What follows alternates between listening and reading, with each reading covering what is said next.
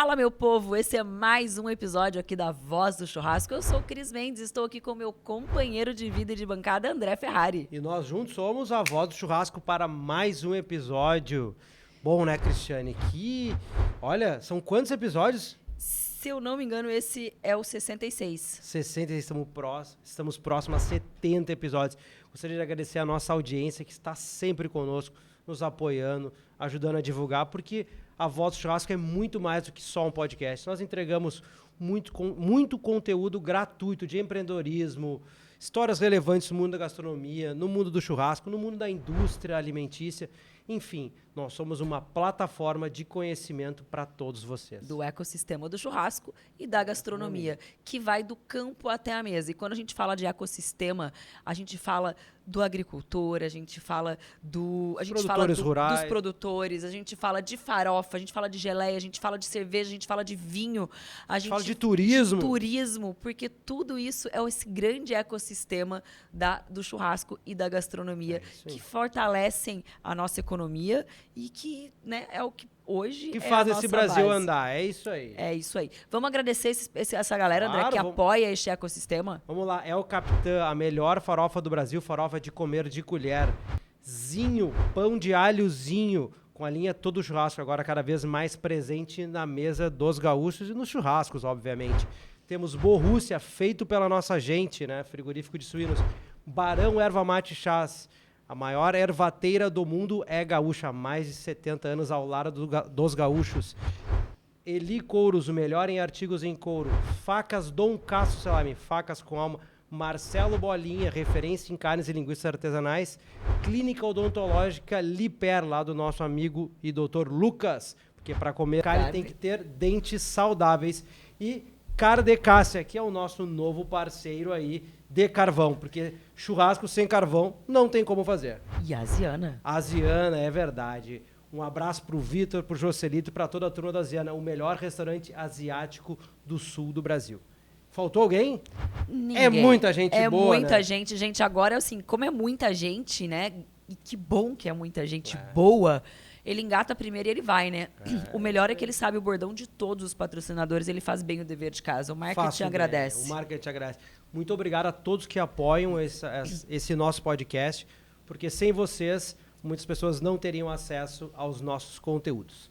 É isso aí. E hoje temos um tema que eu adoro. É uma das minhas maiores paixões. É verdade, minha também. É isso aí, né, André? Olha aí, saúde. Vamos falar de vinho.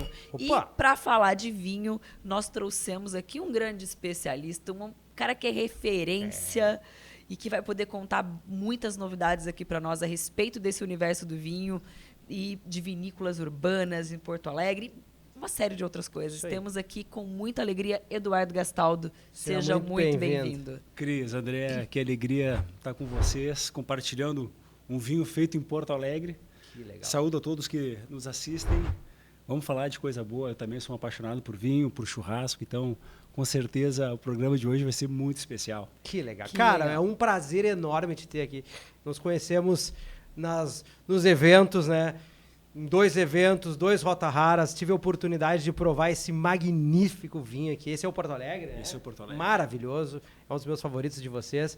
E a vida nos brindou sabendo que temos amigos e quase uma família em comum aí muito de bom. Anos e anos. Fico muito feliz, o pessoal Mincarone e Ruiz aí fazem parte da minha infância. Eu gosto muito de toda a família de vocês. Que alegria. Cara, legal. Sem mais delongas, vamos ao que interessa. Eduardo, conta um pouquinho para nossa audiência, um pouquinho para nós, um pouquinho da história, né, da Gastaldo, um pouquinho da história desses vinhos e de tudo que vocês vêm fazendo aqui por Porto Alegre e pelo mundo dos vinhos. Então, eu comecei a tomar vinho quando conheci a minha esposa, a Camila, e comecei a frequentar a casa dos pais dela. Meu sogro, Rodrigo. Tu conhece, o Rodrigo é argentino, toma vinho desde pequeno. E quando eu cheguei lá, ele perguntou, né, se eu tomava vinho e disse que na casa dele se tomava vinho. Eu disse, olha, imagina na época, eu tinha 20 e poucos anos, né? Tomo vinho. Né? Mas ele perguntou de novo, mas tu sabe tomar vinho? Eu disse, cara, olha, né, eu imaginei, botar na taça e tomar, né? Não via dificuldade, né? Mas só que vi que tinha algumas coisas mais nas entrelinhas, né? Eu disse, olha, não sou conhecedor, mas quero aprender. E até hoje, sempre que eu me encontro com ele, te abre 2, 3 ou mais garrafas. começamos a comparar, né? Então ele começou a me mostrar diferenças entre Cabernet Sauvignon feito no Brasil, no Chile e na Argentina, do vinho mais antigo para um mais novo. E isso começou a provocar uma série, começou a enfervecer em mim uma série de curiosidades. Eu sou engenheiro de formação, então sou um curioso, gosto de saber como as coisas funcionam. Eu comecei a querer entender como é que o vinho,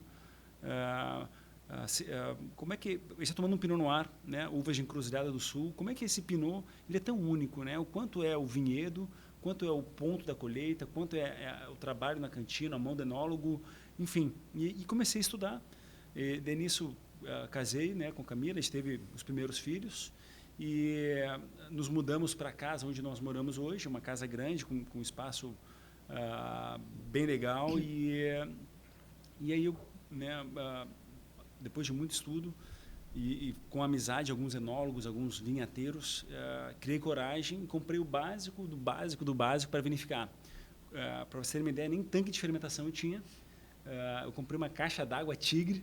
Era muita vontade de fazer vinho, né? Que legal. Então, botei a caixa d'água numa F250 do Rodrigo e subi a serra. Fomos colher as uvas Cabernet Sauvignon em Bento Gonçalves.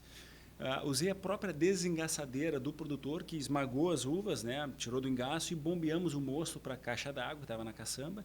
E eu desci a serra já com o mosto iniciando a fermentação. Estacionei de ré na garagem e a fermentação alcoólica aconteceu ali. Na época as crianças eram pequenas, então uma folia, uma festa. Que legal. Na época a gente estava grávido do nosso terceiro filho. E então eu brinco que o primeiro vinho e o terceiro filho foram gestados juntos, né? E a turma na volta, os amigos, né, a família, né? E a ideia era fazer um vinho para tomar com essa turma. Não tinha pretensão de ter uma vinícola, né? E então nasce nosso terceiro filho, que é o João Pedro, e em seguida o vinho fica pronto, a gente põe o nome de João Pedro em homenagem ao nosso caçula e presentei a turma, né? E o pessoal estava naquela expectativa, né? O que vai sair aí? E quando o pessoal botou na taça, começou a tomar, cara, que delícia esse vinho, né? Que frescor, que agradável, quero mais. Eu disse, olha, a primeira garrafa eu dei, a segunda eu vou vender. É isso aí. Tá certo. E aí o pessoal começou a pedir, André, eu quero uma garrafa, quero duas, quero uma caixinha. Eu disse, olha, beleza. E ali eu vi, opa, pode se tornar um negócio. Mas os mesmos enólogos e vinhateiros que me incentivaram a produzir o meu vinho como hobby, disseram, Eduardo, cara, tu quer investir agora, quer fazer uma vinícola no meio da cidade, cara, não segue nisso, tu vai perder tempo e dinheiro, porque não existe no Brasil uma vinícola no meio do miolo urbano. E a nossa vinícola está localizada no bairro Chácara das Pedras, a 4 quadras do Shopping Guatemi. Então, disseram, Eduardo, cai fora dessa, mas não vai perder tempo com isso. Se quer fazer vinho sério, tem que ir para a zona rural. Enfim, fui atrás e fui buscar o que de fato era necessário e vi que era possível. Então, entrei com toda a documentação e depois de 2 anos eu consegui o registro, né, junto à Prefeitura, ao Ministério da Cultura, e a gente se tornou a primeira vinícola urbana do Brasil, né? Então, aqui pertinho de nós, a 5 quilômetros daqui, né, a gente tem a vinícola, a gente tem parceria com 5 diferentes produtores, então a gente acompanha as uvas, né, a maturação da uva ao longo do ano, e na safra a gente define o ponto da colheita e vai com um caminhão refrigerado para colher essas uvas e trazer para Porto Alegre. Então todo o processo de vinificação, desde o cacho da uva até a rolha, é feito aqui. Que legal, cara, que legal. Parabéns pelo pioneirismo. Obrigado. A gente sabe o quão difícil é empreendermos no Brasil e ter uma atitude dessa corajosa, né? O empresário, ele é corajoso, né? Ele é bem corajoso, né? Somos nós que fazemos esse Brasil, né? Somos empresários que fazem o Brasil. Parabéns mais uma vez. Bom, o vinho aqui é espetacular, né? Foi gostoso, né? Não. Muito bom. Conta pra nós esse vinho. Então, esse é um Pinot Safra 2021. O nome dele é Porto Alegre. Por que Porto Alegre, né? Todos os nossos vinhos têm menção à família e ou à cidade, né? Como a gente é a primeira vinícola urbana do Brasil, estamos localizados em Porto Alegre. Eu sou porto-alegrense, minha história aqui. Eu sempre quis dar a cara, né? Eu sempre quis expor Porto Alegre para o grande público, porque hoje a grande maioria dos nossos vinhos são vendidos para fora do Rio Grande do Sul, né? E esse vinho, embora sendo um vinho leve, por ser um Pinot Noir, ele tem uma complexidade incrível. Ele abre frutas vermelhas, ele abre especiarias, ele abre ele chama uma nossa chamada suboá, que é um pouco terroso, herbáceo, fungo, cogumelo, né? Então, ele tem uma complexidade incrível, envolvente na boca, né? Ele tem, se eu não me engano, 12,0 de álcool. Então, um vinho super leve, agradável de tomar. Então, para começar um churrasco, esse vinho, uma delícia, né? Então, aqui a gente está com salsichão do Borrússia. Cara, eu amo também matambrito de porco, né? Vai super bem. Ele é leve, fresco, agradável. Então, pede comida, né? Ele tem uma acidez linda, Isso, né? eu ia falar agora. Frescor. No ponto certo da acidez, né? Então, nossos vinhos, eles buscam duas coisas. Gastronomia e guarda. A gente está tomando aqui um vinho com 4 anos, que ainda está jovem. É um vinho que tem uma boa evolução pela frente. Então, ele está bem diferente do que logo que engarrafamos, e ele vai estar bem diferente do que dá 2 anos, 3 anos. E acompanhar essa evolução na taça, na garrafa, é lindo, né? Nos encanta. Essa produção, safra 2021, foi a nossa maior produção. Essa aqui é a garrafa 308 de 1.300 garrafas. Então, são pequenos lotes, a nossa produção anual de 4.000 garrafas. Então, pequena produção, acompanhada de perto, né? Para produzir vinhos para apreciadores, né? Que legal. Que legal. Bom, a gente sabe que o gaúcho ele é tomador de vinho, né? É um dos estados que mais consome vinho no Brasil, apesar de ainda ficarmos no consumo per capita atrás de países europeus, Argentina e Uruguai, né? Que são o churrasco para eles é assado e vinho, né? Esse é o tradicional para eles. Até porque o nosso clima ali, vamos subindo um pouco mais para o centro do Brasil, calor, às vezes o pessoal ainda não está acostumado a ingerir, né, a consumir o vinho no churrasco, acaba ainda optando pela cerveja. Mas fico feliz de saber que há uma mudança. Eu sou um dos que churrasco em casa geralmente é um vinho, né?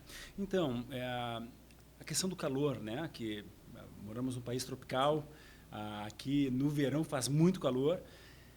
Eu há muito tempo não tomo cerveja, porque a cerveja sempre me estufou muito, né? Então, nada contra quem toma, aprecia cerveja. E a gente tem todo o movimento das cervejas artesanais, que são deliciosas, maravilhosas, mas, enfim, me pesa bastante. E eu gosto de ter prazer na mesa, durante a mesa e após a mesa. Então, com o vinho, eu consigo ter uma experiência completa de prazer, sem me comprometer, sem ficar pesado, né? Ou estufado, né?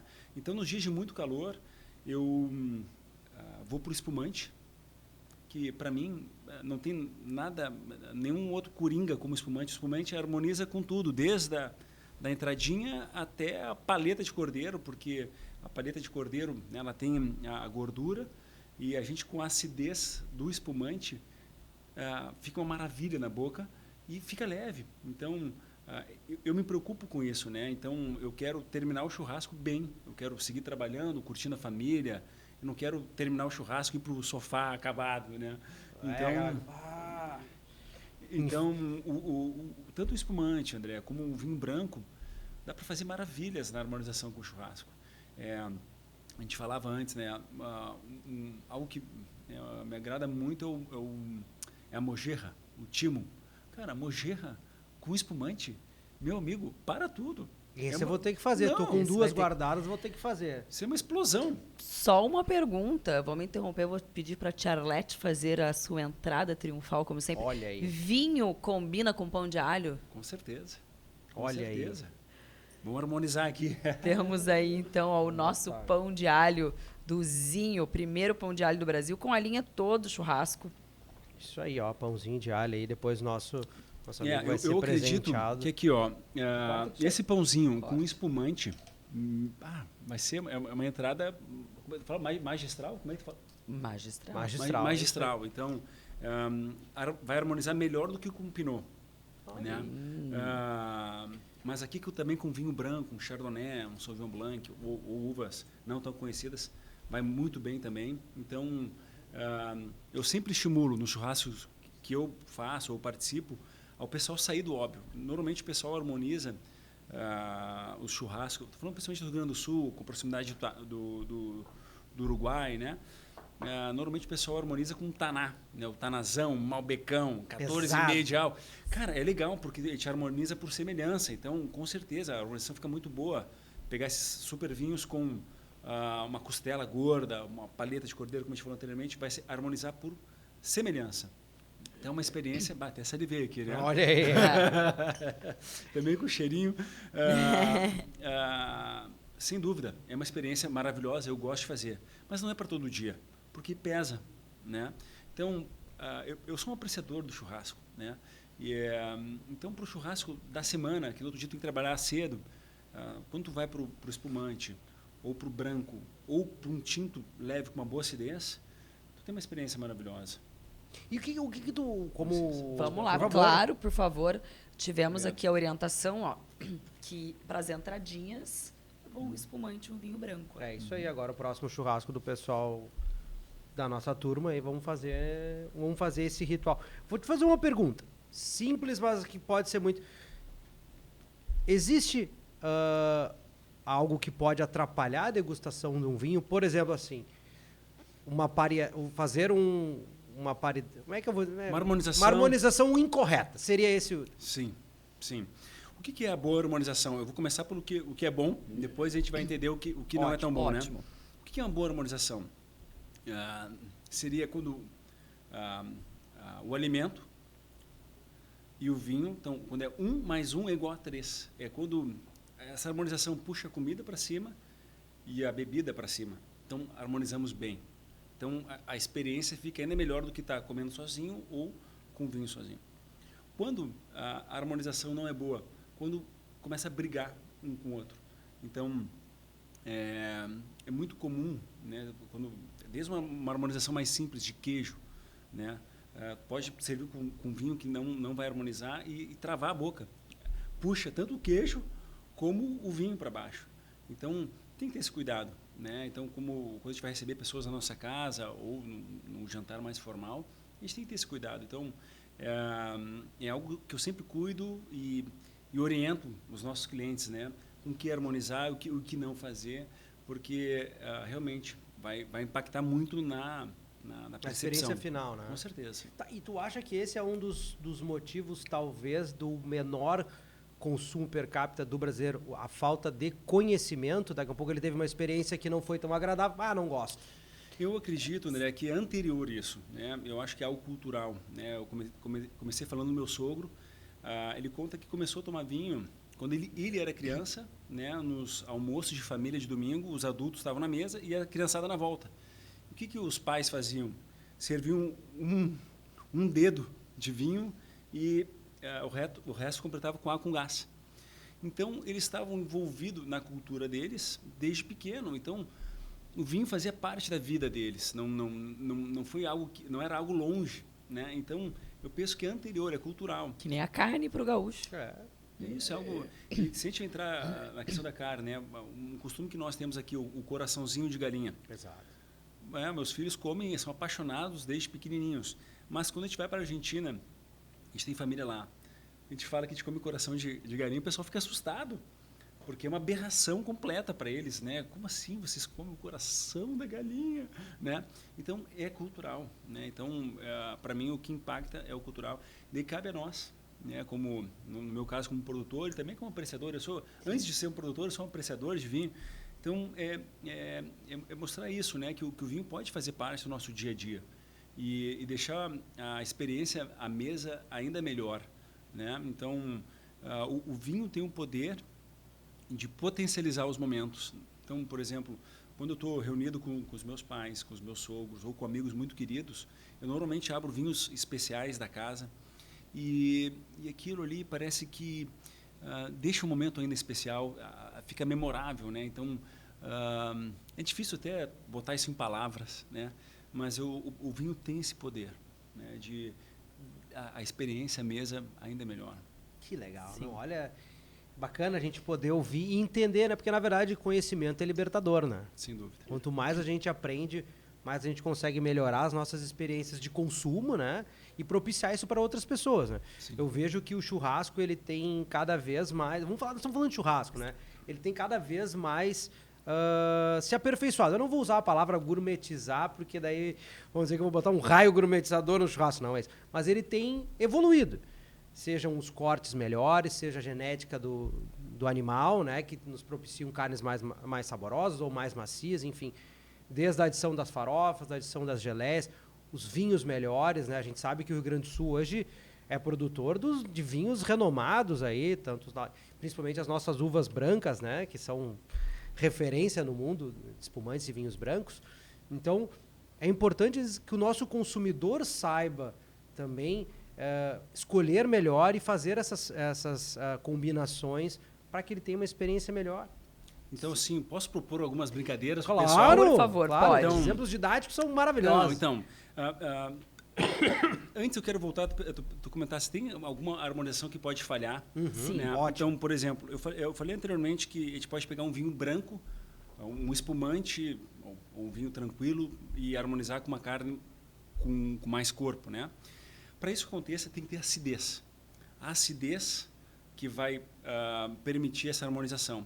Mas se a gente pega um vinho branco, uma acidez baixa, um vinho com pouca expressão, e bota com uma costela gorda, esse vinho vai sumir. A costela gorda vai atropelar ele, né? E cadê o vinho, né?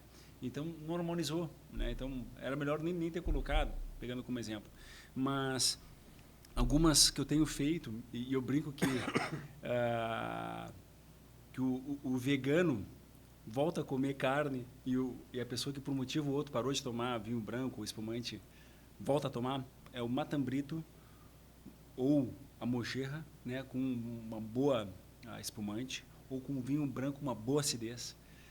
É realmente uma experiência maravilhosa. Então, à medida que a gente vai subindo, né, aí vamos, por exemplo, para um entrecô, né, a gente pode pegar tanto um pinot, um merlot, um cabernet sauvignon, já com mais corpo, mas com uma boa acidez, com frescor, e harmonizar maravilhosamente. Então, assim, eu estou querendo dizer que é possível churrasco sem o Taná e o Malbec, né? Então, com certeza, o Taná e o Malbec são maravilhosos e... Preferência. Não, é que eu já fiz muito isso, né? Então, eu costumava fazer churrasco, terminar 11 da noite e malbecão, cara, hoje já começa a me pesar isso, né? Então, eu gosto de propor isso, né? Para que o pessoal tenha essa experiência em casa e veja quão maravilhoso é. E poder saber as diferenças, né?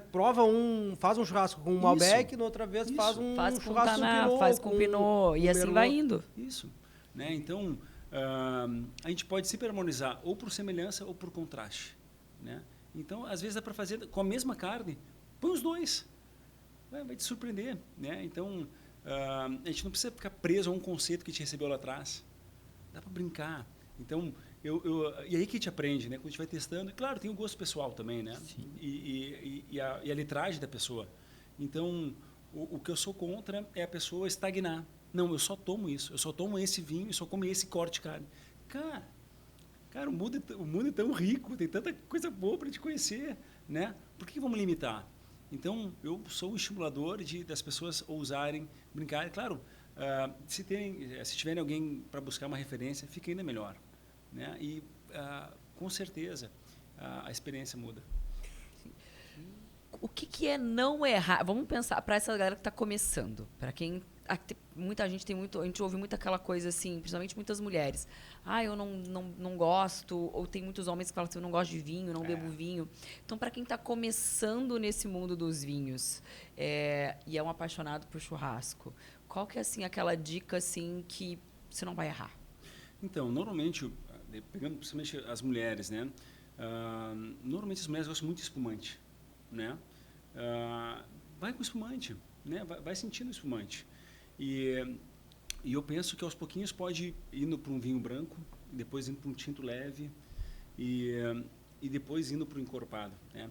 Já os homens, eu me enquadro assim, no caso geral dos homens, a gente gosta normalmente de vinhos mais encorpados e potentes. Então eu tomei muito Malbec, muito Taná. E aí eu proponho um caminho inverso, né? Vai tirando o corpo, né? E vai provando tudo. Por quê? Eu entendo que desde o espumante até o Tanázão, né? Tem um vinho para cada momento. Então, quando tu começa a provar, a testar, tu começa a ver que isso, né? Que tu não precisa ficar só com o espumante ou só com o Taná. Tem um universo aqui no meio do caminho que tu pode harmonizar maravilhosamente bem. Então, o meu papel é, o que tu toma hoje? Né? Eu gosto de vinhos mais leves. Então, vamos subindo a escala. Não, eu gosto de vinhos mais encorpados. Então, vamos tirando o pé Porque realmente, assim como o churrasco permite uma série de opções, vinho também nós temos, né? Muitas uvas, muitas formas de vinificar que vai impactar num vinho diferente. Então, eu entendo que o bom conhecedor da boa mesa é aquele que explora o churrasco como um todo e o vinho como um todo. E aí, meu amigo, o céu é o limite, né? Que legal. Cara, é bacana a gente poder ter esses exemplos práticos, né? Eu vejo que tem muita gente que não vai pro... não gosto de vinho. Claro, eu vou fazer aqui vou trazer uma polêmica, né? Não gosta de vinho, talvez porque possa ter provado vinhos que talvez não sejam do agrado ou vinhos de baixa qualidade, tá tudo certo. Ou também porque fez uma harmonização errada. E aí a experiência... A gente teve um exemplo disso, né? A gente fez uma visita numa vinícola e aí a gente ouviu uma aula, né, explicando que comidas leves, vinhos leves, comidas mais pesadas, vinhos mais encorpados e tal, assim, a gente gravou aquilo e beleza. E a gente chegou em casa, depois de um tempo a gente foi tomar um vinho rosé, que a gente adora, e só que... A comida era apimentada, tinha bastante condimentos, de temperos, era uma comida árabe, né? Com tempero mais intenso, minha comida com molho era mais intensa mesmo. E aí a gente comeu o primeiro, e depois a gente foi tomar o vinho. E o vinho ficou horrível. Eu falei, cara, o vinho ficou horrível. Esse vinho tá estragado. Não era ele. Parei a comida, disse, não, vou ter que olhar. Né, tomei uma água, né, limpei o paladar e voltei. Não, o vinho tá bom. Então a harmonização mesmo. Mas a gente teve esse insight, nós lembramos assim, por que esse vinho ficou ruim? E aí nós falamos, claro que esse vinho ficou ruim, nós estamos comendo uma comida pesada, encorpada, com muito condimento, com vinho leve. E aí a gente lavou a boca, a gente esperou. Aí, quando a gente foi tomar o vinho estava bom de novo. Isso aí. Então, mas essa experiência foi importante para vocês. Claro, sim. Né? Então, e não é por causa disso vai parar. Né? Então, eu estou sempre no meu dia a dia, tanto no almoço como na janta, com vinho. Né? E eu estou sempre provando, fazendo testes, porque quanto maior a nossa experiência, mais chance de acertar. Mesma coisa no churrasco, né? Não tem um grande assador que é só uma vez só, né? Não tem. Não temos como fazer mágica, né? Não dá. Tem que passar por algumas horas de fogo, né? Que nem horas de voo. Viu? E vai cometer erros. Qual o assador que nunca errou? Não tem. Né? Então, e isso é o vinho, né? Então, o que eu penso que, além da questão cultural, que eu penso que é o mais forte, entra a questão de desmistificar. O vinho não tem que ser uma coisa inacessível. Não. É uma bebida para acompanhar, né, o dia a dia. E quanto mais a pessoa for experimentando, conhecendo, estudando, né, estando perto de pessoas que conhecem, é o mesmo caminho do churrasco. Né? Como é que forma um grande assador? É praticando, é buscando novas referências, indo atrás, testando, né? E aí vai ter um grande assador.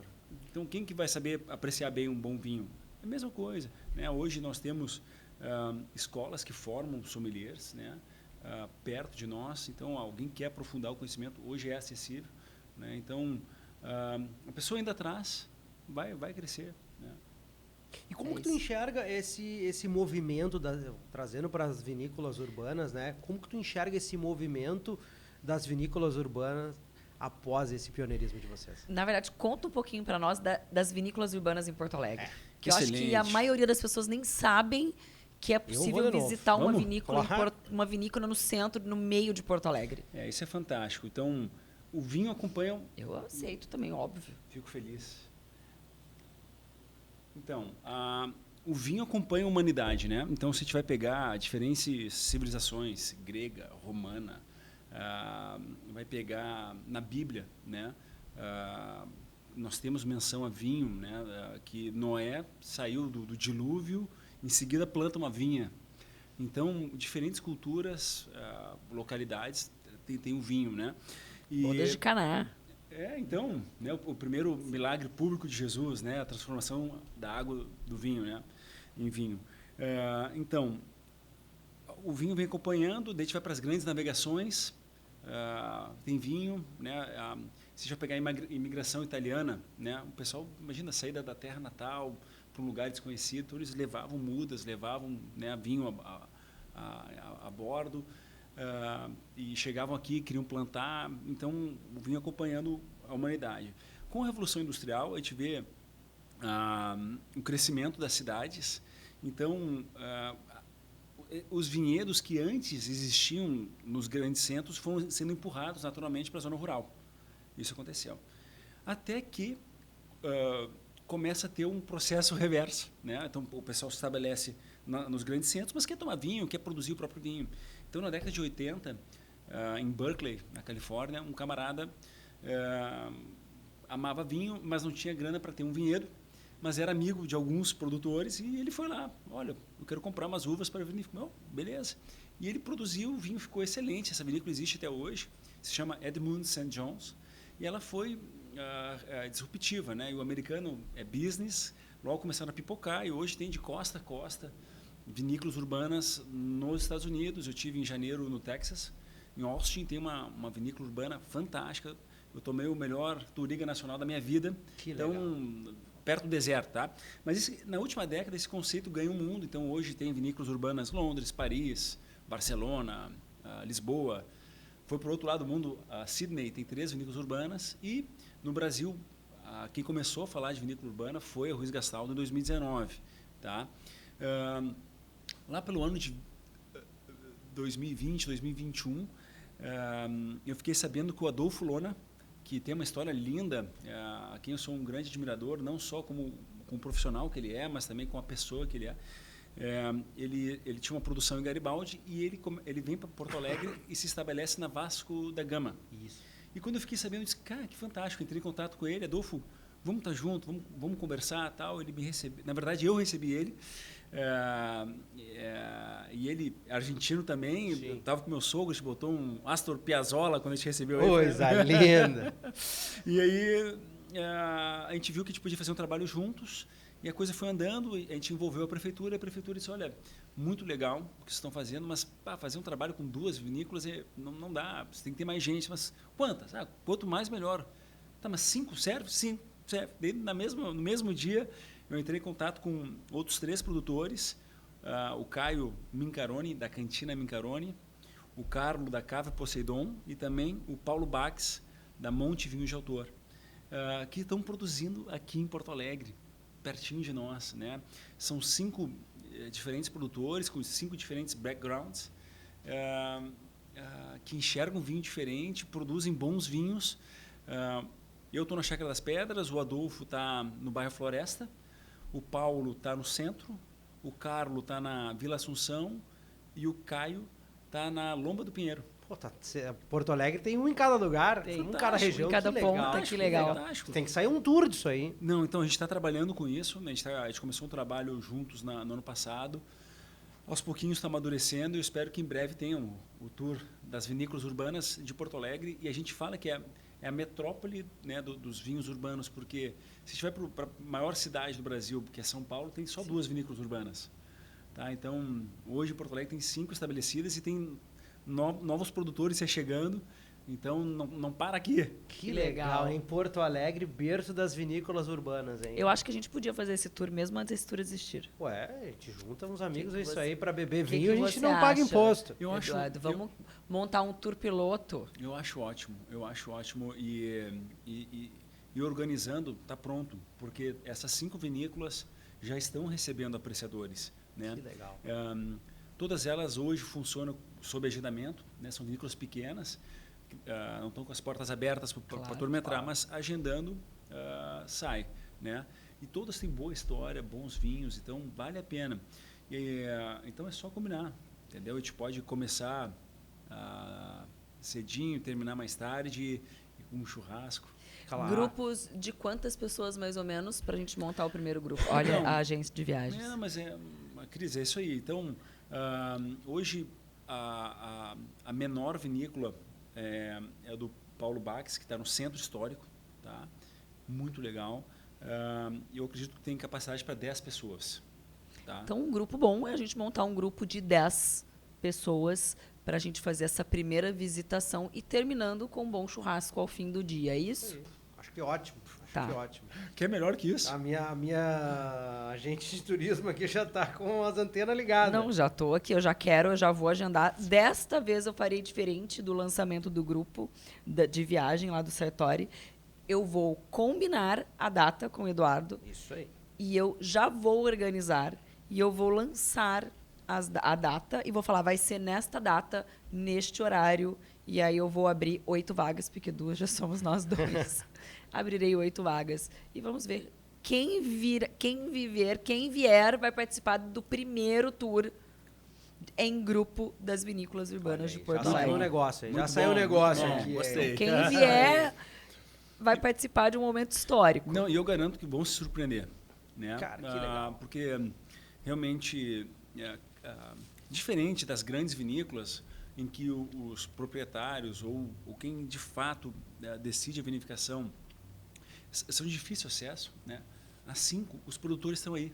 Então, a alma da vinícola está aí. Então, para poder trocar ideia desde a história da vinícola, o propósito da vinícola, ou como foi vinificado aquele vinho específico, né? Então, é muito legal. A gente recebe pessoas de todo o Brasil, né? Apreciadores de vinho que, antes de subir a serra para ir a Bento, ou antes de ir à campanha, dão uma girada aqui. Que legal. Que legal. Olha aí. A prefeitura tem que apoiar. E tem apoiado. Isso é muito legal. Porque o turista que vem ao Rio Grande do Sul, geralmente, não estou falando que é regra, não me entendam mal, ele vai direto para a serra. Bento, Gramado, Canela. Sim. Com o advento da orla, com a questão do embarcadeiro, o turista tem ficado mais tempo em Porto Alegre. Sim. E ele tendo a oportunidade de fazer esse tour nas vinícolas urbanas e depois, caso seja do agrado dele, ir a Gramado ou Canela conhecer outras vinícolas, é mais uma experiência, mais rica fica a experiência dele. E hoje, se a gente vai pegar assim, nos últimos 5 anos, a opção de gastronomia de Porto Alegre cresceu muito, tem muita coisa boa. Então, para os amantes da boa mesa, olha, dá para ser feliz, dá para visitar a vinícola, dá para conhecer novas cozinhas, chefes. Enfim, né? Eu vi que o Asiana é um dos patrocinadores de vocês. Sim. O Asiana tem na carta de vinho deles o Porto Alegre. Que legal. Olha aí. O Joselito, queridão. Joselito é família. Faixíssima, né, cara? E o Tommy, Uhum. meu primo irmão, Tominho, É mesmo? Ah, que baita legal. assador, cara. Olha aí. Olha, Cara, o tá todo Tommy mundo escondendo junto, o Tommy jogo. escondendo o jogo O aí. Tominho sabe tudo, cara. E aí, então assim, que legal, né? Poder ir no Asiana, que tem uma cozinha asiática animal, e tomar um vinho feito em Porto Alegre. Cara, que legal. Que legal, né? Não, isso é uma experiência fantástica, né? Sim. Não, cara, olha só Porto Alegre, a gente brinca, né, que o mundo é pequeno, mas Porto Alegre, eu vou te dizer, hein? Eu É falo, o Ovo Alegre, o Ovo mundo Alegre. Tem, o mundo tem 5 mil habitantes, o resto é tudo figurante. Já te ensinei isso. Já me ensinou isso. Não, mas é incrível, assim. E me diz uma coisa, Edu. O que a gente pode esperar, assim, o consumidor pode esperar das vinícolas urbanas em termos de encontrar os produtos? A gente sabe que os vinhos mais famosos, assim, são os da Serra Gaúcha. Eles são grandes vinícolas, têm um grande poder de entrada nos mercados. Como é que o pessoal consegue encontrar isso, assim, de uma maneira mais fácil?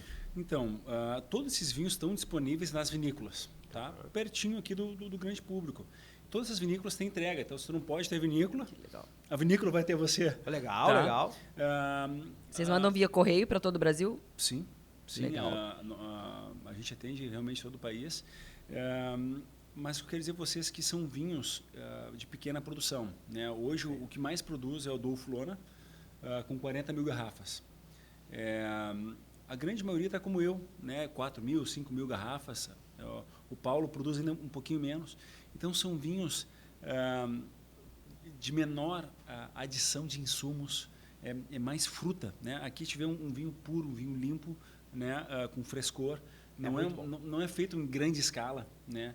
Então são vinhos em que vão surpreender porque eles vão além do óbvio, né? Então tem apreciadores produzindo esses vinhos e vocês vão gostar, né? E é legal que cada vinícola tem o seu estilo, né? Então a gente tem vinhos desde de vinhos bem leves a vinhos bem encorpados sendo produzidos aqui, né? Então tem para todos os gostos. Dá para explorar bastante. Me conta, tu estava falando nos bastidores que cada vinho da tua vinícola tem um rótulo falando um pouco de Porto Alegre, é isso? Sim. Eu sou um apaixonado por história, né? Gosto muito da história do nosso estado, da nossa cidade. E a história da minha família está ligada com a cidade. E meu bisavô Ele veio do sul da Itália, uma cidadinha chamada Castella Bate. Ele era vizinho dos Matarazzo, vieram junto ao Brasil. Os Matarazzo ficaram em São Paulo. Sim. E ele é da família Greco, veio para cá. E ele começou a representar a indústria Matarazzo. E ele prosperou vendendo banha enlatada. Na época, Porto Alegre não tinha luz. Porto Alegre só foi ter luz em 1908. Então, a banha servia não só para cozinha, mas também para armazenar carne. Carne de lata. Sim, carne na lata. Carne na lata. E aí, com isso, ele trouxe uma série de inovações para a cidade. Ele trouxe o primeiro carro, o primeiro cinema com som, que é o Cine Teatro Apollo. E ele vinificava na década de 30, na Avenida Independência. Olha aí. Ele tinha bom, a casa dele ficava bem próximo da igreja Nossa Senhora da Conceição. Tá? Então, tem a igreja Nossa Senhora da Conceição, tem o túnel da Conceição. E ao lado tem um prédio amarelo e azul. Quem passar por ali vai perceber. Ali era a casa do meu bisavô. Ele não tem tanta largura, mas tem muita profundidade. Então, era uma casa muito bonita, mas atrás tinha um parreiral. Então, ele produzia seu próprio vinho. Não para comercializar, né? Mas sim para consumo dos amigos. Né? Então, por exemplo, tem um dos vinhos chamado Januário Greco, em homenagem ao meu bisavô, né? Que tem uma história legal com Porto Alegre. Mas temos o Porto Alegre, nós temos o Redenção, nós temos o Moinhos de Vento, nós temos o Bela Vista, né? Então, temos o Chácara das Pedras, que é o nosso espumante. Então, são todos fotos ou pinturas de artistas de Porto Alegre. Porque eu entendo que vinho é uma forma de arte, é uma forma de me expressar, né? Então, para mim, a gente começa a tomar o vinho pelo rótulo. Então, quando a gente começa a receber informação, né, do que está dizendo o vinho ali, o nosso cérebro começa a se preparar para receber. Quando a gente vê uma imagem de Porto Alegre, né, essa foto, por exemplo, é do Alexandre Mazzoni, que tem um trabalho fantástico, né? O Instagram dele é lindo, recomendo vocês verem as fotos que esse cara tira, é incrível, lindo, lindo, lindo.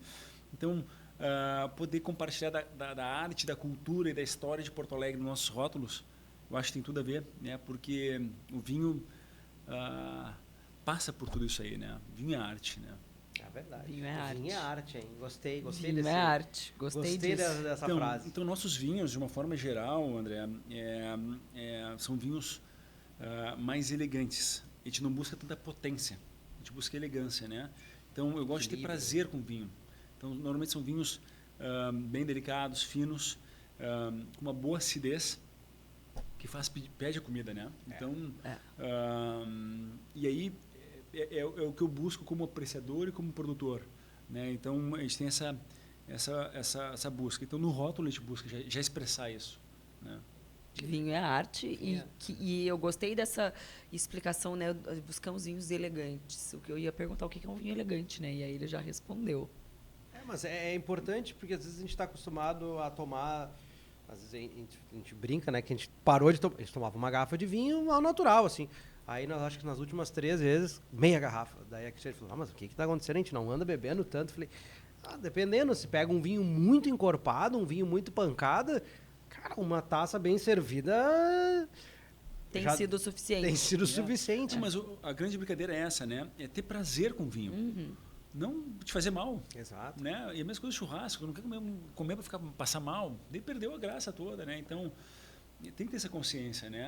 E eu acho que aí é o apreciador maduro, né? Então, eu não preciso abrir a garrafa e tomar ela toda no dia, né? É melhor tomar a quantidade que tá ok para mim, para ter uma boa noite de sono, ou um bom dia de trabalho, um bom dia de relacionamento. E então, para mim, essa é a equação perfeita. E eu entendo que o vinho é isso, sabe? Tudo que passa disso, os excessos não são bons, né? Nada na vida, né? Nada em excesso é bom. Nada em excesso. É verdade. Não, e, cara, como é engraçado a gente poder... Eu sabia, já conhecia a vinícola, sabia, né, do teu empreendimento. Não sabia que tu era o pioneiro em Porto Alegre. Sabia que existia o Adolfo Lona, né? Sim. Que ele tem uma espumante que é bem tradicional, que é a 30. Eu gosto muito. Maravilhosa. Maravilhosa, Muito fantástico. Muito bom. E os outros eu não sabia da existência deles ainda, né? Agora eu tenho ciência disso agora. Farei questão de divulgar isso para nós. Nós vamos fazer o grupo, nós vamos fazer o tour. De falar, de nós divulgar vamos fazer mesmo que isso um tour existe, e né? vamos levar um videomaker, nós vamos filmar esse tour, porque para deixar quem não participar do primeiro vai ficar com inveja. Assim, ó, e é show. É show. Show. Eu digo assim, olha, eu gosto muito de viajar, corro por aí. o que Porto Alegre está entregando hoje, olha... Em termos de qualidade, tu diz? Qualidade e essa a proximidade com o produtor. Que eu, como apreciador, eu quero muito, né? Tu sabe, quem que produziu isso aqui? Né? O que ele pensa? Por que ele fez esse vinho? Né? Então, a mesma coisa que tu falar com o assador, né? Que legal, deixa eu entender de onde tu veio, por que tu assa assim? Cara, isso é maravilhoso, né? A riqueza. Então, isso está pertinho de nós. Isso me fascina, né? Então, eu aprendo muito com os meus colegas, né? São realmente diferentes vivências, diferentes visões sobre vinho. Então, a gente está sempre trocando informações e aprendendo um com o outro. Isso é importante, né? Essa troca, acho que é o principal entre todos nós. E Porto Alegre, imagina, tem que fomentar cada vez mais isso, mais e mais, e trazer mais turistas, deixar mais divisas em Porto Alegre, né? Fazer com que essa cidade prospere, né? Se desenvolva. Acho que esse é o foco, né? Do Porto Alegrense, né? E eu acho que não só do Porto Alegrense, eu acho que ele trouxe algo aqui muito legal, que é assim, essa harmonização, já que a gente fala de churrasco, né? Essa harmonização, que tem aquela coisa, né, de que aqui no Brasil, né, churrasco é com cerveja. Churrasco pede cerveja, aqui no Brasil é assim. Mas daqui a pouco não, né? O churrasco, ele harmoniza muito bem com o vinho, né? Eu, particularmente, prefiro muito mais. Mas é uma questão de gosto. Eu não me recordo da última vez que eu tomei cerveja num churrasco na minha casa. Ou nos meus amigos mais próximos. Difícil, né, Cristiane? Difícil, a gente toma vinho. A gente toma vinho, Eu tenho certeza, né? E claro, tem as questões pessoais também nisso, mas realmente a experiência à mesa fica melhor, né? Então, consegue curtir mais a mesa e o após também, né? Eu entendo que fica melhor, né? Então, é um caminho sem volta, né? Eu também vim da cerveja, André, também muita cerveja, né? Para mim, churrasco, eu vivia isso. Mas no momento que o vinho entrou na minha vida, naturalmente a cerveja foi ficando de lado e tá lá, né? Então, quando eu vou na casa de amigos que são tomadores de cerveja, eu levo meu vinhozinho. Não vou brigar com ninguém, né? Sim, claro. Respeito. Aconteceu recentemente, eu encontrei amigões, quando solteiro, eu morava na Zona Sul, o pessoal armou uma churrascada e eu sei que a turma lá é da cerveja, né? Então, levei os meus vinhozinhos debaixo do braço e, claro, então, pude curtir bem com eles, cada um na sua, né? Respeitando e... Enfim, claro que já aconteceu também de ir na casa de amigos e só ter cerveja. Claro, claro, tá tudo certo. Sim. Eu não sou xiita daqui. Né? É verdade. Não, né? Mas podendo escolher. Vamos de vinho. Vamos de vinho, churrasco Exato. e vinho. Churrasco e vinho. É isso. Vinho de vinícolas urbanas na capital mundial do churrasco. Que parceria boa, hein? Prefeitura de Porto Alegre. Eu acho que está na hora de a gente juntar os dois cada vez mais, hein? Com certeza. É isso aí. E nós vamos... Então, fiquem ligados, porque vai sair a data do tour aí. E seria se eu vou lançar para todo mundo. Porque da outra vez eu lancei para todo mundo e ficou naquela, tipo... eu não tenho tal data, eu não tenho tal data. Não, a data vai ser estipulada e nós vamos fazer acontecer isso aí. É isso aí. Gastaldo, eu sei que teu tempo hoje é Curtíssimo, porque tem degustação, lá. então... Tô controlando o tempo aqui para não te atrasar. Gostaria de agradecer o teu tempo aqui. Como é que o pessoal te encontra nas redes sociais? Deixa o teu contato, a gente vai botar aqui embaixo. Vai estar aqui embaixo também. Então, pelo nosso Instagram, Ruiz Gastaldo, tem todas as informações. A gente tem também o site, nosso WhatsApp é 519-9842-4535. Então, pode chamar tanto pelo WhatsApp, pelo Instagram. Vai ser uma alegria poder conversar com vocês e recebê-los na vinícola para tomar um vinho elaborado em Porto Alegre. Que legal. Que legal. Tchê, parabéns mais uma vez por esse pioneirismo. Nós precisamos cada vez mais de empresários como tu, que são pioneiros, que arriscam e que constroem um novo setor, uma nova indústria dentro da capital. Isso é fundamental para prosperarmos. Parabéns a vocês. Obrigado por me receberem aqui nesse espaço tão gostoso, pela acolhida. E agora temos que botar em prática tudo que falamos. Vamos fazer. Não, vamos com certeza. Isso é um desafio. Vai sair esse tour. Nós já vamos sair daqui com uma data marcada. É isso aí. Tá? Excelente. Gente, olha, provem, porque realmente é. E principalmente para aquelas pessoas que falam que não gostam de vinho. Esse é um vinho que eu costumo dizer assim na minha linguagem de leiga, né? Que é um vinho fácil de beber. É verdade. Isso aí não é leiga, é fácil de beber. Tu resumiu o que é o vinho. Entre entendidos, é uma expressão utilizada. Que é um vinho que a pessoa começa a tomar e a garrafa foi pequena, né? Eu ia falar que esse aí dá Isso pra aí. tomar umas 2, né? Dá pra fazer uns 3 programas aqui sem parar. E a gente tem presentes pro nosso convidado. Tem presentes. Claro. Enquanto vai pegando os presentes, eu vou agradecer os nossos patrocinadores. São alguns. É isso Eduardo. aí. Olha aí. É o Capitã e Barão obrigado. Erva Mate. Muito obrigado. Eu sou cliente, era o capitão, na minha casa. Bom, já mandei algumas fotos para ti. Já. Né? Gosto muito do trabalho de vocês. Muito obrigado. Pãozinho pro churrasco. Gurizada gosta. Olha aí. E agora nós temos aqui pra fazer o churrasco, precisa de carvão carvão pro aí. churrasco. Vai levar o Pessoal carvão da pro Cardecácia churrasco. aí, mandando um presente pra vocês aí. Porque sem carvão não sai churrasco, não. Difícil. É isso. Também vai levar os produtos Vai Borussia levar os pra Borussia, casa. estão ali separadinhos já. Gostaria de agradecer os nossos patrocinadores, é o Capitã, melhor farofa do Brasil, farofa de comer de colher, Zinho com a linha todo churrasco, primeiro pão de alho do Brasil, Borussia, frigorífico suíno feito pela nossa gente, Barão Erva Mate Chás, há mais de 70 anos ao lado do Gaúcho, Asiana, o melhor restaurante asiático do sul do Brasil, Dom Cássio Selaiman, facas com alma, Marcelo Bolinha, referências em carnes e linguiças artesanais, Eli Couros, o melhor em artigos em couro, e Liper, clínica odontológica lá do nosso amigo e dentista Dr. Lucas. E ainda temos mais um presente do nosso patrocinador Eli Couros com a marca El Capitã. Então, chaveiro em couro, Isso aí é pra botar... um presente digno de dono de vinícola. É isso aí, ó. Faltou alguém dos nossos patrocinadores para eu falar? Zinho, Borussia, Cardecácia, nosso novo parceiro aí que botou o carvão. Pessoal, muito obrigado por mais um episódio. Nos sigam nas redes sociais, compartilhem os nossos conteúdos, mandem para os amigos, deem o like, comentem. A gente gosta muito quando vocês interagem conosco. E para que tudo isso aqui aconteça, a gente precisa da audiência de vocês no Spotify, no YouTube, no Instagram. E ó, até o próximo. Abraços e até o próximo.